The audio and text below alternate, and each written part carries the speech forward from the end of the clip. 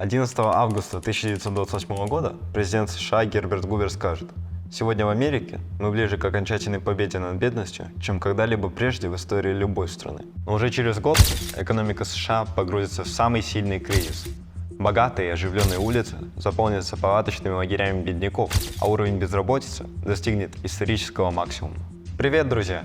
Сегодня мы поговорим о главном и самом большом кризисе в истории, о Великой депрессии в США. Это событие изменило всю мировую экономику, и в этом видео мы разберемся, что это такое и как оно повлияло на жизнь людей во всем мире. Начнем с того, что стало причиной кризиса. Их несколько. Первая причина – это перенасыщение рынка товарами.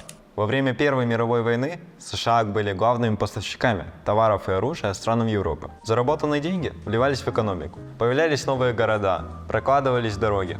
Уровень жизни простых американцев рос. После окончания войны производство военной промышленности и военные технологии были переделаны под нужды гражданской сферы. И все товары, произведенные с их помощью, можно было приобрести в кредит либо в рассрочку. К примеру, если в 1902 году автомобиль могли позволить себе только богатые, то к 1928 году уже каждый четвертый американец имел автомобиль. Тем самым производство США росло, но спрос не мог за ним угнаться. Компании начали накапливать запасы, а потребители становились менее заинтересованными в покупках. Вторая причина – это неустойчивая финансовая система. В 20-х годах правительство приняло ряд мер, таких как снижение уровня регулирования финансовых рынков. Акции компании начали продавать в кредит и под залог. Теперь мог инвестировать любой желающий, от владельца ресторана до чистильщика обуви. Естественно, рядовые американцы не анализировали рынок. Они просто видели, как их сосед Джек вложил в акции $1000 год назад, а сегодня его капитал удвоился. В общем, все побежали на биржу. Вслед за спросом росли и цены. Таким образом, цена автомобильной компании General Motors взлетела в 40 раз. То есть люди, покупая и продавая акции друг друга за все большую цену, раздули рынок до невероятных значений. 30 самых крупных компаний США в сентябре 1929 года стоили больше, чем когда-либо в истории. Но проблема была в том, что компании не успевали зарабатывать с такой скоростью, с какой инвесторы разгоняли цены на них. И тогда случился черный вторник. Утром 29 октября Нью-Йоркская фондовая биржа столкнулась с массовой продажей акций. Цены на акции начали катастрофически падать из-за паники среди инвесторов, которые пытались выйти из рынка и сохранить свои сбережения. Но как это коснулось рядовых граждан? Дело в том, что банки того времени исполняли сразу две функции. Они могли заниматься покупкой и продажей ценных бумаг, а также принимать средства вкладчиков. И когда они терпели неудачу на фондовом рынке, они возмещали потери за счет своих вкладчиков. И тогда на бирже началась паника. Все боялись, что банк потеряет их деньги, и спешили забрать то, что осталось. В результате банки начали закрываться один за другим. Американцы начали готовиться к худшему и откладывать деньги под подушку. Спрос на товары упал. Это привело к банкротству предприятий и массовым увольнениям. Уровень безработицы достиг исторического максимума. Теперь каждый пятый американец потерял свою работу. Более 2 миллионов людей оказались в полной нищете. С кризисом правительство президента Гувера пыталось бороться старыми методами, однако это привело к резкому спаду в банковской системе и сельскохозяйственной сфере.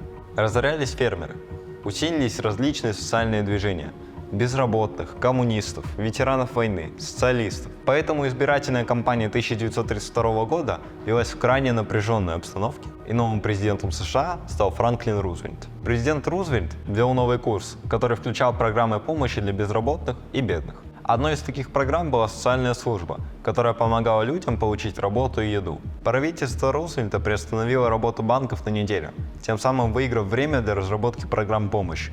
Был принят закон о защите банковских депозитов для предотвращения банковских кризисов и обеспечения безопасности вкладов. Была создана Федеральная страховая корпорация по страхованию банковских вкладов, которая гарантировала вклады граждан на определенную сумму. Также были введены программы по строительству дорог, мостов, школ и другой инфраструктуры. Это позволило привлечь к труду людей, оставшихся без работы.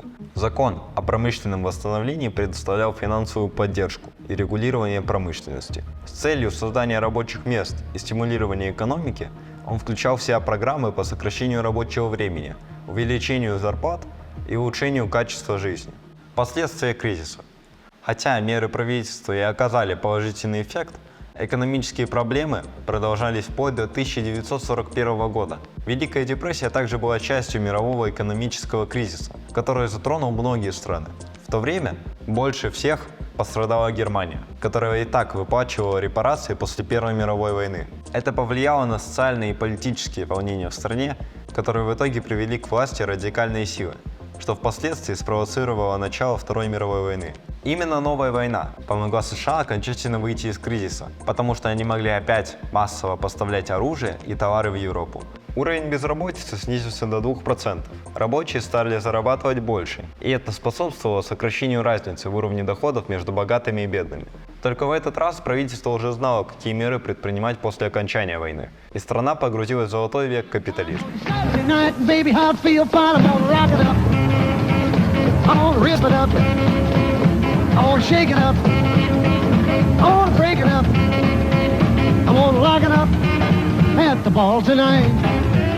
Спасибо, что посмотрели это видео. Надеюсь, вы теперь лучше понимаете, что такое Великая депрессия в США. Если у вас есть какие-то вопросы, не стесняйтесь задавать их в комментариях ниже. Увидимся в следующем видео. Подписывайтесь на канал.